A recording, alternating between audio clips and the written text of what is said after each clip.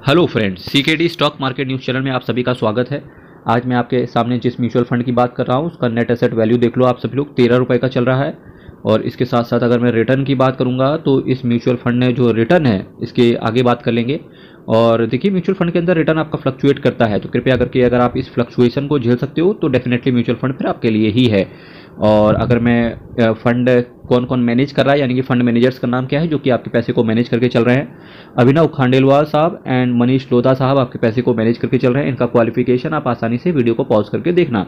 इसके साथ साथ बात करेंगे रिटर्न पे चलते हैं। देखिए, 3 महीने में देखिए 15% का एब्सोल्यूट है और 6 महीने में 38% का एब्सोल्यूट रिटर्न इस फंड ने प्रोवाइड करके दिया है।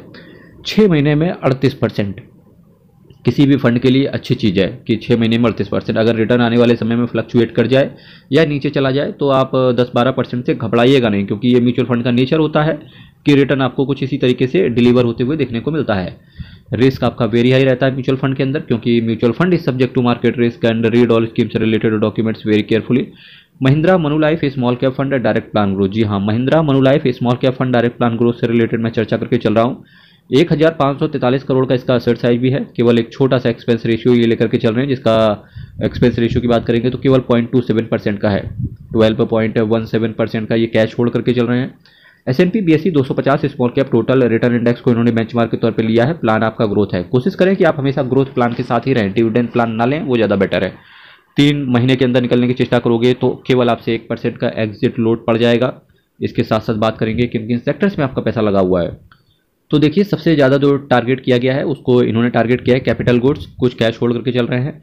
Financial, material, metals and mining, consumer staples, services, energy and health care, chemical, construction, automobile, textile, कुछ डाइवर्सिफाइड है, फॉलोड बाय टेक्नोलॉजी। ये कुछ सेक्टर्स हैं जहाँ पर आपका पैसा पड़ा हुआ है।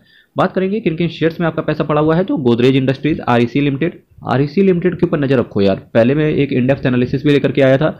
फिलहाल इसका शेयर प्राइस ना 294 रुपए के ऊपर पहुंच चुका है, तो इसके ऊपर नजर रखो। Birla soft, ICRA limited, Arvind limited, Jindal stainless, Emami limited, PNB housing finance, CIE automotive India limited, Minda corporation, Exide industries, Bajaj electricals, ये कुछ शेयर्स हैं जहां पर आपका पैसा पड़ा हुआ है।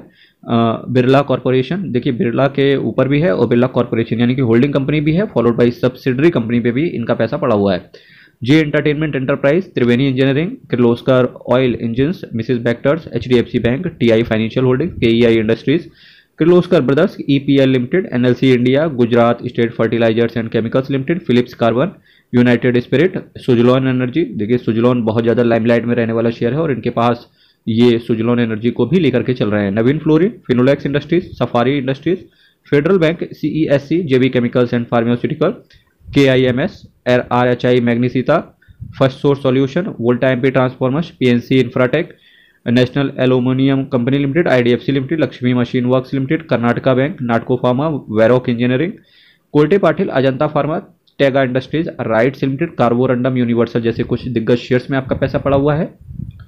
Mahindra Manulife asset management company से रिलेटेड अगर मैं बात करने की चेष्टा करूं तो एक बहुत ही बेहतरीन असेट मैनेजमेंट कंपनी है। 12,984 करोड़ का इनका असेट अंडर मैनेजमेंट है और टोटल 47 स्कीम के साथ ये आते हैं। मेरा इस असेट मैनेजमेंट कंपनी को लेकर के केवल एक ही पर्सपेक्टिव रहेगा कि 12,000 इतना छोटा सा जब असेट अंडर मैनेजमेंट पूरी असेट मैनेजमेंट कंपनी का हो तो इन्हें स्कीम अब बढ़ानी नहीं चाहिए। टोटल 47 स्कीम ऑलरेडी हो चुकी हैं। इन्हीं 47 स्कीम के साथ रह करके इन्हें आगे बढ़ना चाहिए। रिटर्न प्रोवाइड करोगे तो असेट अंडर मैनेजमेंट भी बढ़ेगा। मेरे भाई, अगर कोई नया बंदा इस फंड के अंदर जुड़ा हुआ है या कोई नया आना चाहता है तो ऑल इन ऑल बात करेंगे तो एक अच्छा फंड है, बढ़िया एक्सपेंस रेशियो है। फिर भी कल को शेयर मार्केट में कल को क्या हो जाएगा किसी को कुछ नहीं पता, तो केवल वही पैसा लेकर के आए म्यूचुअल फंड के अंदर जो एटलीस्ट आपकी फाइनेंशियल स्टेबिलिटी को खराब ना कर दे या कुछ समय के लिए खराब ना कर दे, क्योंकि सारी चीज़ें शॉर्ट टर्म के लिए ही होती हैं स्टॉक मार्केट के अंदर। इसके साथ साथ बात करेंगे मेरे भाई, आप अपना ख्याल रखें, आप अपनी हेल्थ का ख्याल रखें, ठीक है। हर हर महादेव, अयप्पा शरणम, हरि शरणम। बहुत बहुत धन्यवाद।